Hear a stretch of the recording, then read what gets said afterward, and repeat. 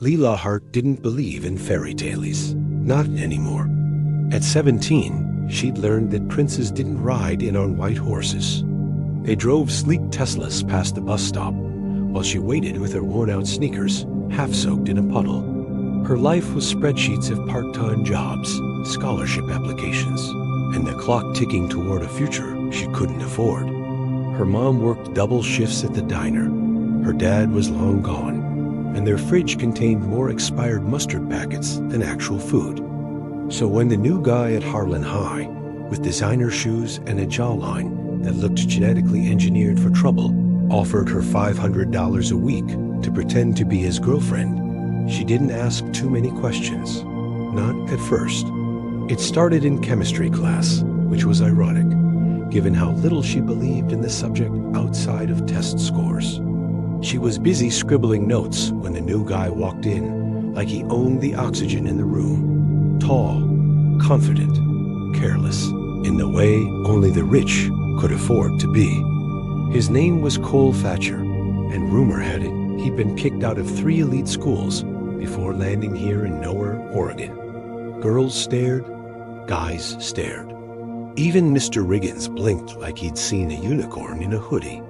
But Cole didn't notice anyone not until he took the seat next to Lila, spun his pen like a weapon, and leaned in with a voice dipped in charm. "You look like you don't care who I am," he said. She didn't even look up. "I don't." That was the first moment she had his attention. The second came when she corrected his formula without looking at his paper. 2 days later, he cornered her by the vending machine, where the dollar she'd borrowed from her sock had just been eaten without mercy. "I need a girlfriend," he said casually, like it was the most normal sentence in the world. "Congratulations," she said, brushing past him. But he blocked her path. "A fake one," he clarified, his voice dropping. "Strictly business. No strings, no drama. You get paid weekly. I get left alone." She narrowed her eyes.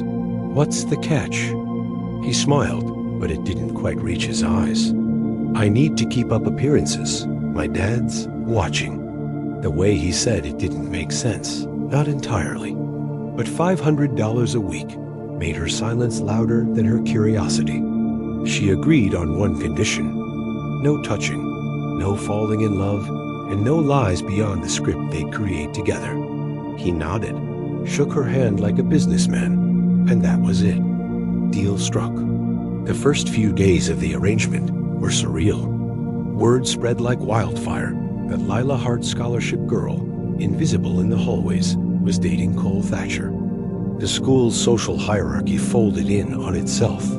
Suddenly, she had lunch table invitations, friend requests, and whispers trailing her steps. Cole played his part well. Too well. He'd sling his arm around her in front of everyone, whisper things in her ear that made her blush on cue, and grin like he was in on a joke no one else knew. But alone, they were different. Professional. Distant. He never touched her unless it was public. Never smiled unless it was rehearsed. And yet, late at night, when she replayed the day in her mind, her heartbeat betrayed her. Because sometimes, it felt real. She started noticing the inconsistencies. The way Cole never took calls at school. The sleek black car that picked him up 3 blocks away instead of at the school gates. And the expensive watch he always hid under his sleeve. Once, she caught a glimpse of the contact name S. Thatcher, do not answer, flash across his phone. Another time, she found a business card in his jacket pocket with no name, just a phone number and an embossed logo of a phoenix. Her instinct screamed there was more to him than he let on. But then he'd smile, toss her a wink, and the questions would dissolve under her skin like sugar in coffee. One Friday evening, Cole asked her to come with him to a gala fundraiser at the Edgewater Hotel. "You just have to smile and wear something black," he said, handing her a garment bag. "You'll fit right in." She almost refused. She didn't like games she couldn't name. But the thought of a free dinner and the cash envelope he slid across the cafeteria table swayed her. She arrived that night to find Cole in a suit that probably cost more than her mom's annual income. He looked at her like she'd grown wings.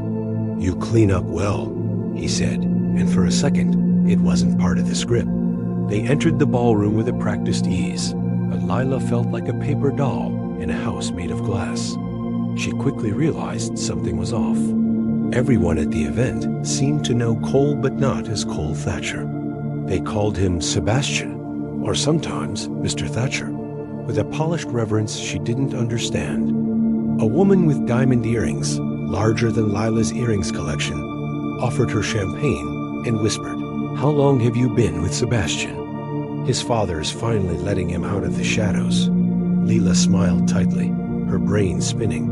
Later that night, Cole pulled her aside into a quiet hallway. "I owe you an explanation," he said, voice low, "but not here." The next day, he didn't show up at school, nor the day after. Rumors buzzed. He transferred again. He was expelled. He never existed. Lila didn't know what to believe until she found a single black card in her locker with an address and the words, "If you want the truth, come alone." Her fingers trembled as she read it. Logic screamed to toss it, but something inside her, curiosity, stubbornness, maybe something darker, dragged her to the edge of the city the following night, where the address led to a sleek building guarded by silence and security cameras. Inside, she found him. Not Cole, not Sebastian, but something in between. He stood in a room filled with screens and men in suits, his posture rigid, his eyes hollow. "This is who I am," he said simply, no smirk, no mask. Cole Thatcher was never real. "My real name is Sebastian Vale. My father owns Valitech." Lila blinked. Valitech, the global conglomerate, the tech empire, the reason her computer ran and her mom had a phone. "I was sent here to disappear," he continued. "After a threat to my family, my dad wanted me off the grid until things cooled down. But the press caught wind of me dating someone. So, I made it fake, controlled, safe." She tried to speak, but her throat was dry. "You used me," she finally said. He looked away.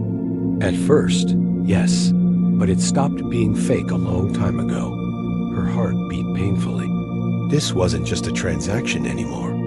This was betrayal, layered with secrets and wrapped in something dangerously close to love. "What happens now?" she whispered. He stepped closer. "That depends. Do you want out?" She should have said yes, walked away, left the mansion, the lies, the fake smiles. But she didn't, because deep down, she wasn't just Lila Hart, the girl who needed money. She was the girl who had tasted a life just outside her reach and found a boy inside it who looked at her like she was the only real thing he had left. But what neither of them knew was that someone was watching. Someone who didn't believe in happy endings.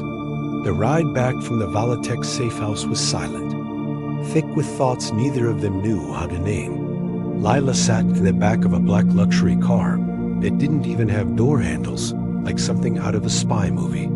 Sebastian didn't speak. Not when the driver opened the door for them. Not when she hesitated before stepping out. Not even when she turned back to look at him before entering her building. He just gave her the faintest nod and apology. Maybe, or a plea. But it wasn't enough. That night, she lay in bed staring at the ceiling, replaying every moment from the past month. The hand-holding, the fake flirting, the stolen glances that didn't feel so fake anymore. And suddenly, every smile felt like a lie dressed up in a suit. She had been a pawn in a billionaire's security plan, a name on a checklist. But the worst part wasn't the betrayal. It was that her heart didn't seem to care. Because even behind the money, the aliases, and the secrets, she missed him. Monday came, and so did Sebastian. No longer Cole, no longer the smooth-talking transfer student with lazy smiles and chaotic charm. He walked through the school gates with his shoulders straighter, a bodyguard trailing behind him, discreetly in a truck, parked across the street. Whispers erupted like wildfire. His reappearance after a sudden disappearance had fueled every rumor imaginable. that he was a runaway, that he had a secret kid in another state, that he was in witness protection. No one could have guessed the truth, that he was heir to one of the most powerful tech dynasties in the country. Lila tried to avoid him, but it was impossible. He didn't let her. In chemistry, he passed her a folded note instead of speaking, and her fingers burned just holding it. Please meet me. Just 5 minutes. Same place. I owe you more.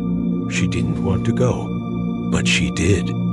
That night, she returned to the Edgewater Hotel parking lot where it had all unraveled. He was waiting on the rooftop this time, leaning against the edge of the concrete wall, city lights blinking behind him like stars scattered across a velvet curtain. I know you're mad, he said before she could speak. I'd be furious, but I didn't know how else to survive without lying. I didn't want to drag anyone real into it. She crossed her arms, heart pounding, anger trying to push past the ache in her chest. And I wasn't real? He winced. I didn't mean that. I mean, you were safe. You didn't care who I was. That's what I liked about you. That's what made you the perfect choice. Lila stepped closer, the wind tangling her hair. You chose me because I was invisible. The words tasted bitter. He nodded slowly, guilt carved across his face. At first, but then you started to matter. More than the plan, more than keeping secrets. He took out the envelope she hadn't realized he was holding. It was thicker than usual, stuffed with money. This is the last payment, he said quietly, because I don't want this to be a job anymore. She looked at the envelope, then at him. What do you want it to be? He didn't answer, just stepped forward and said, real. Her chest twisted. Every rational part of her screamed to leave, to protect herself from the chaos he carried. But a louder voice inside her whispered something else, something reckless. Stay. So she did. But the moment they let the script fall away and let themselves be real, the danger became just that, real. 2 nights later, someone broke into her house. No one was hurt. Nothing was taken, but her bedroom window had been forced open, and muddy footprints tracked across the floor. Police said it could have been a random attempt. Sebastian didn't believe it. Neither did she. The very next day, she was relocated. A sleek condo on the other side of the city, security cameras in every hallway. A quiet woman named Marla, who called herself the Handler. Sebastian met her there, pacing the living room like a caged animal. It's my fault, he said. I never should have brought you into this. But Lila, exhausted and terrified, grabbed his hand and didn't let go. I'm already in it. And then, just like that, they were something more than a lie. Days blurred into nights. Mornings began with Marla handing her new burner phones, code words to use, instructions on what routes to take to school, which cafes were secure, which elevators to avoid. At school, they still played the game boyfriend and girlfriend, inside jokes, matching phone cases. But now there were glances that lingered too long, texts at midnight that said nothing but meant everything. And then there were the stolen kisses. The kind that made her feel weightless. The kind that made her forget who he was, where she was, and why any of this had started. Sebastian wasn't just the billionaire's son anymore. He was a boy who showed up at her door with takeout because he knew she hadn't eaten. A boy who looked at her like she was the only thing grounding him. A boy who admitted, one night while they lay on the roof watching stars, that he hadn't slept without nightmares in years until her. But happiness has a short lifespan in a world built on secrets. One afternoon, Marla burst into Lila's apartment with eyes sharp and voice clipped. You've been compromised. She handed Lila a tablet. On it was a headline from a gossip site with millions of followers. Sebastian Vale's secret girlfriend revealed. Underneath was a blurry photo of them kissing by her locker. The caption read, Who is Lila Hart? Everything we know about the scholarship student turned billionaire's girlfriend. It didn't stop there. Comments filled the screen. Some cruel, some threatening, some terrifyingly obsessed. Her full name, her school, even her mom's job had been doxed. She couldn't breathe. Marla told her they'd have to move her again. But this time, it wouldn't be temporary. You can't go back to that school. Not now. Not ever. Lila stared at Sebastian, who looked like he'd been hit in the chest with a wrecking ball. "We can go somewhere else," he said quickly. "Anywhere. Just us. I'll fix this." But she shook her head, her vision swimming. "You can't fix this. You brought this into my life, and now I can't even go outside without wondering who's watching." Her voice cracked. "This was supposed to be fake." He looked destroyed. "It stopped being fake the moment I looked at you and forgot who I was pretending to be. But it didn't matter, because her world was unraveling. They separated that night.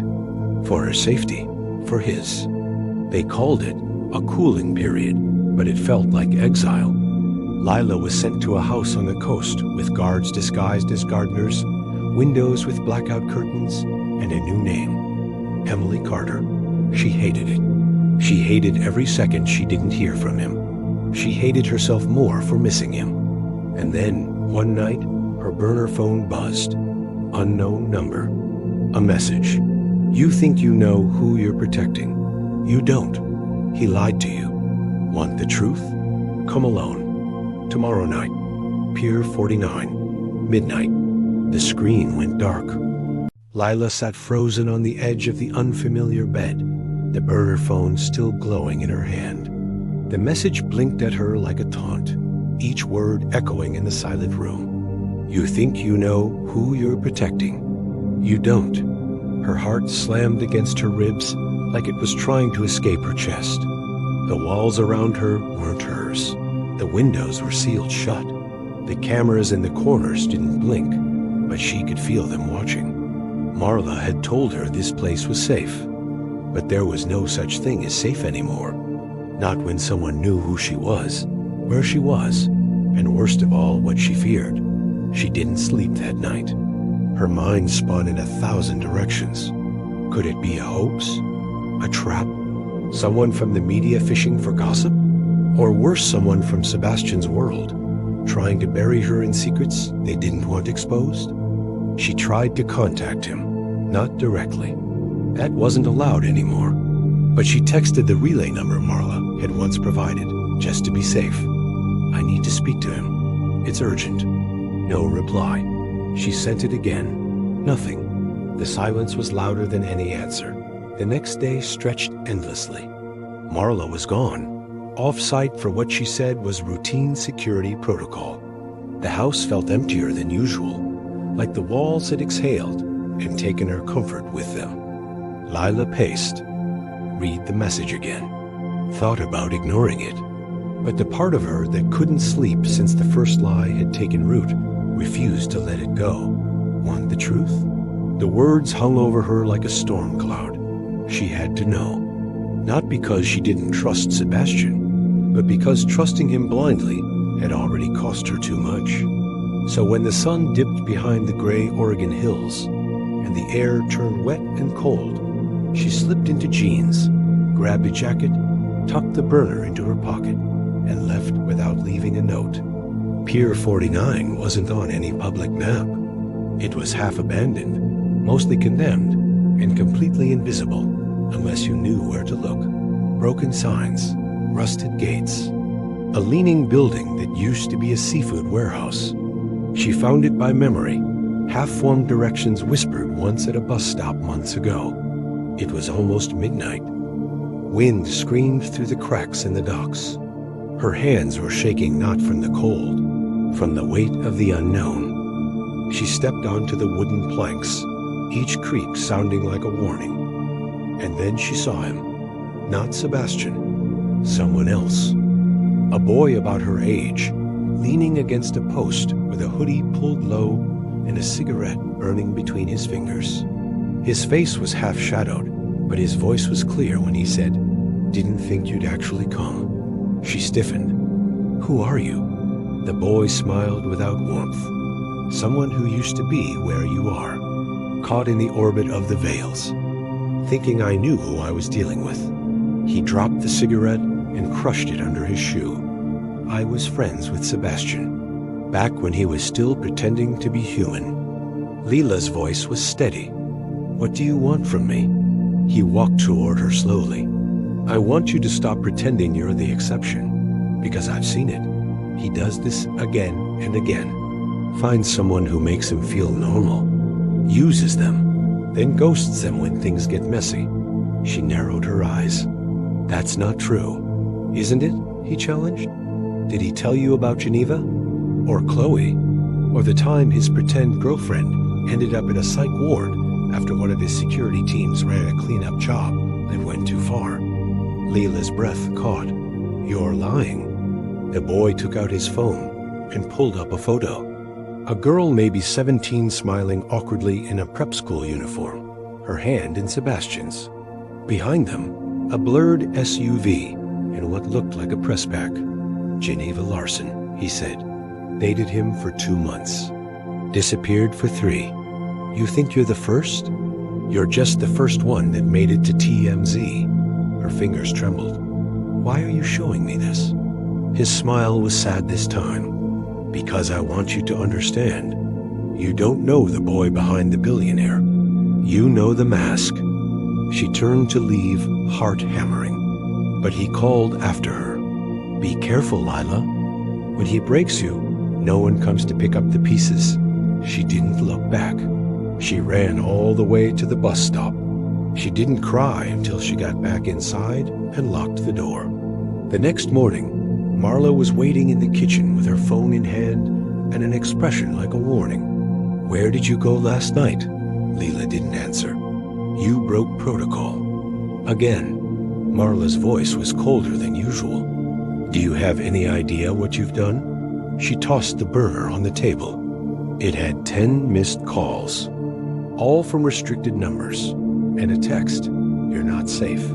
Get out. Lila picked it up. Who are they from? Marla's silence was sharp. Sebastian, she said after a pause. He's been trying to reach you. Her voice lowered. And he's furious. He came later that night. Through the back door, hooded, breathless, and different. His eyes were stormy. You went to the pier? She didn't deny it. Who was he? She asked. Sebastian swallowed. His name was Theo. And yes, we used to be friends. Years ago, before my life turned into a business transaction. Lila stared at him. And Geneva? Chloe? He ran a hand through his hair. It's not what you think. Then tell me what it is. They weren't fake, he said quietly. They were real. Too real. And I didn't know how to handle that.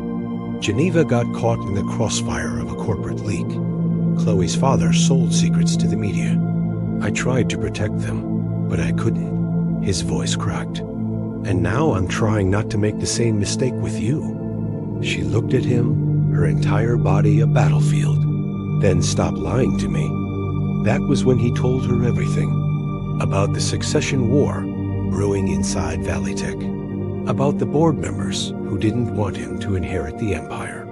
About the surveillance, the threats, the fake scandals used to control him. They don't want me to fall in love, he said. Because if I do, I'm not predictable. I'm not useful. I'm not loyal. He took her hands. But I am in love with you. And they're going to come for you now, because I said that out loud. Lila didn't speak for a long time, but when she finally did, her words were steady. Then we make a plan. The next week moved like a high-stakes heist. Marla helped them quietly, off the record. Sebastian pulled strings she didn't know existed. Fake IDs, private flights. A secret place somewhere south, far from headlines, from cameras, from billionaires and their war zones. We'll disappear, he told her. Start over. Somewhere no one knows my name. Lila nodded. I don't care if you're Sebastian Cole or just some guy who eats cereal at 3am I just want the truth. All of it. No more pretending. He smiled at that. A real smile. The kind that said maybe, just maybe, they had a shot. But 2 days before the escape, the worst happened. Lila's mom went missing. It started with a call that didn't go through. Then another, and another. Lila tried to reach her mother all morning, but the line kept dropping into voicemail first, with the usual cheerful prompt, and nothing at all. No voicemail, no tone, just a hollow click. Her mom never turned her phone off, not unless something was wrong. Panic bloomed slowly, then all at once. She tried the diner, no answer. The shift supervisor hadn't seen her. A neighbor said the apartment door was wide open that morning. Nothing stolen. No sign of a break-in. Her mom's purse was still there, but her phone and coat were gone. She hadn't taken her car. The TV was still on. The coffee was cold. Something was very, very wrong. Lila's breath shortened as she stood frozen in the middle of the condo's silent hallway. The world began to narrow into sharp edges and dark corners. It didn't make sense. Her mother had nothing to do with any of this. No ties to the veils, no knowledge of Lila's fake relationship, or the secrets tangled within it. She'd been kept out of the loop on purpose, protected, shielded, and now she was gone. Sebastian arrived minutes after Marla called him. His face was tight, colorless. "We're going to find her," he said, already dialing a number on his second phone. He looked more like a CEO than a 17-year-old. Commands fell from his lips with a kind of practiced urgency that scared her more than reassured her. "We'll track her phone. Tap security cams. Geotag her last location through our network." Layla gripped the back of a chair so hard her knuckles turned white. "Why would they take her?" she whispered. "She doesn't know anything." Sebastian's eyes didn't meet hers when he answered. "That's exactly why." It took 6 hours for Marla to confirm what they already feared. Her mother had been taken deliberately. There was no ransom note, no message, no demands. Just a single envelope delivered to Sebastian's downtown office. Inside, a photo of Lila walking beside Sebastian 3 weeks earlier, hand in hand. And beneath it, a simple typed message. "You want her safe? Step down." Sebastian stared at the message for a long time. Then, without a word, he picked up his phone and called a man Lila had only ever heard him mention, once his father. The call was brief, cold, a chess game between titans. "They made their move," Sebastian said. "I'm going to make mine." Lila listened to the silence between the lines, heard the weight of everything unsaid.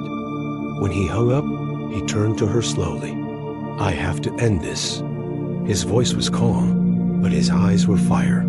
"They're using you to control me, and now they've crossed a line."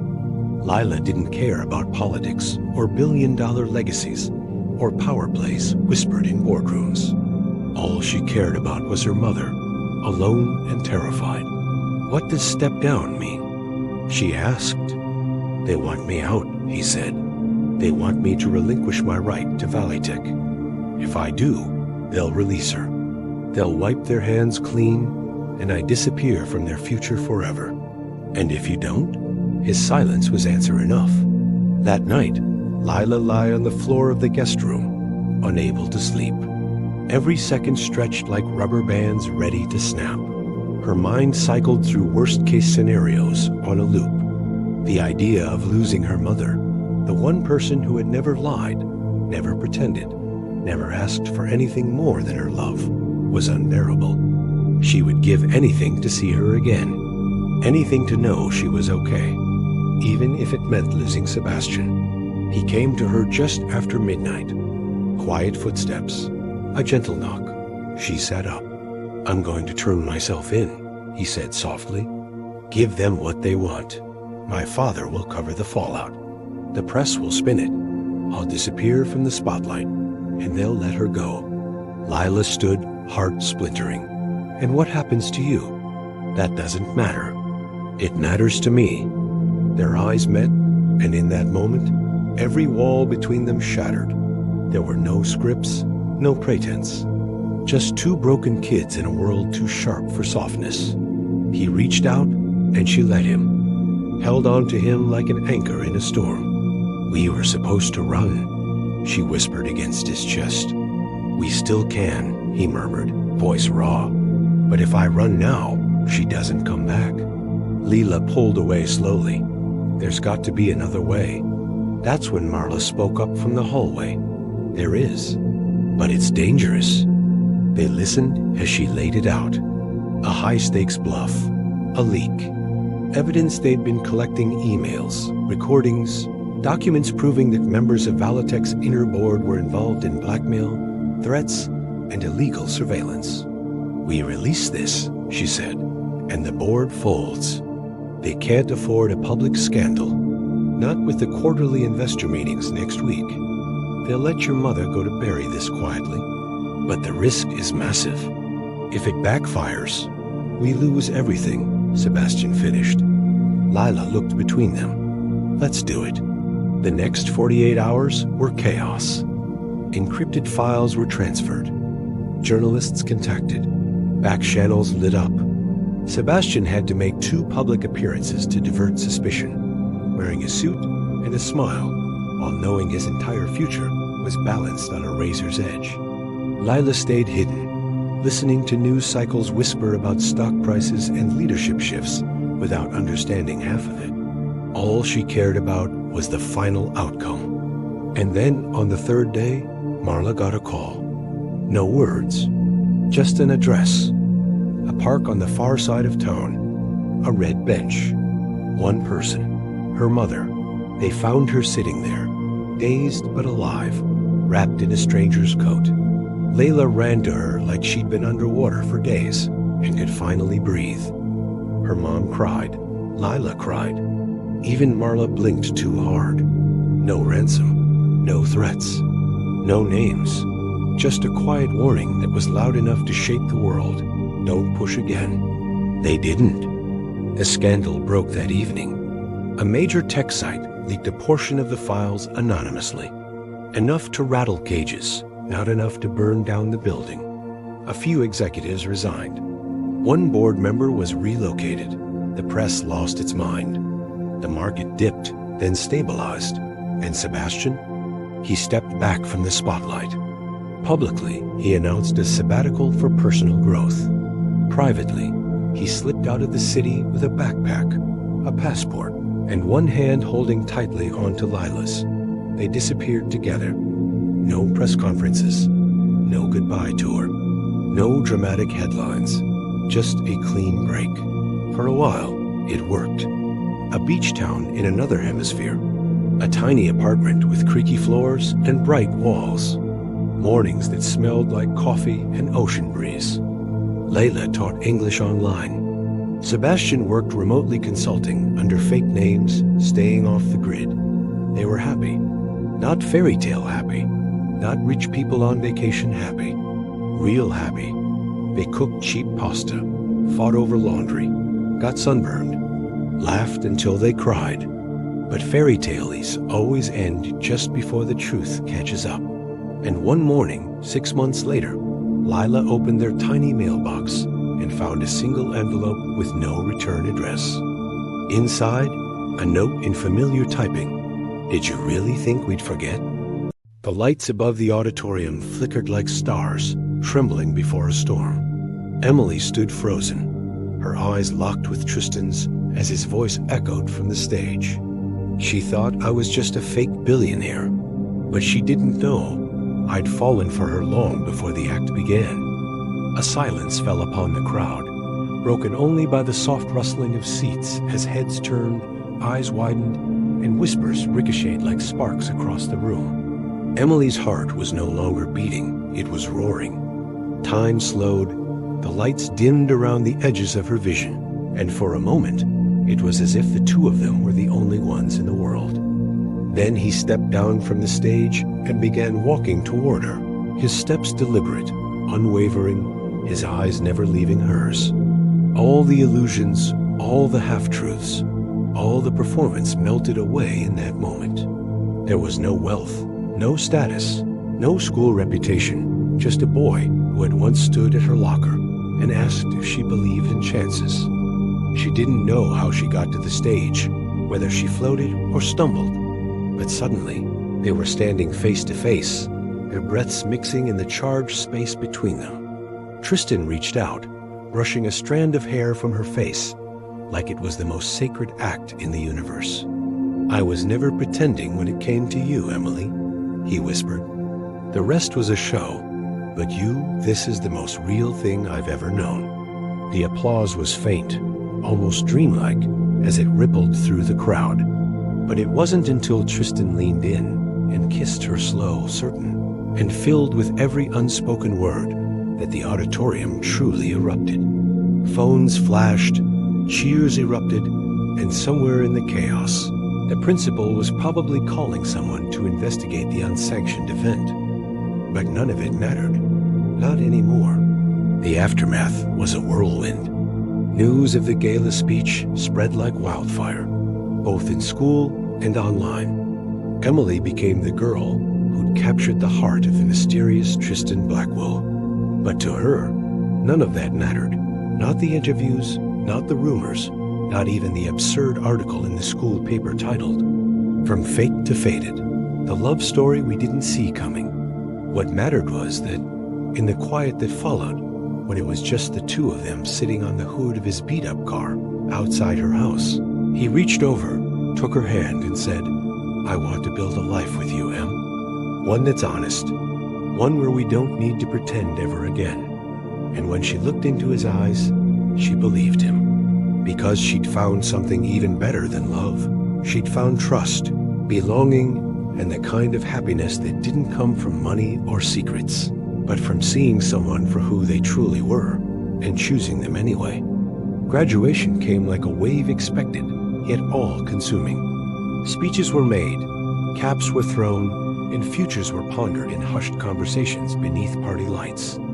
Tristan had been accepted into NYU's business program. Emily, after a string of scholarship wins and surprise mentorship offers, thanks in part to a viral video of her standing beside Tristan at the gala, was going to UCLA for journalism. They were headed to opposite coasts. The idea of a long-distance relationship loomed large, casting shadows even in their brightest moments. But they made a pact no promises they couldn't keep, just one, to keep choosing each other, one day at a time. It wasn't dramatic or cinematic. It was real. Then, just days before Emily was set to leave, a package arrived at her door.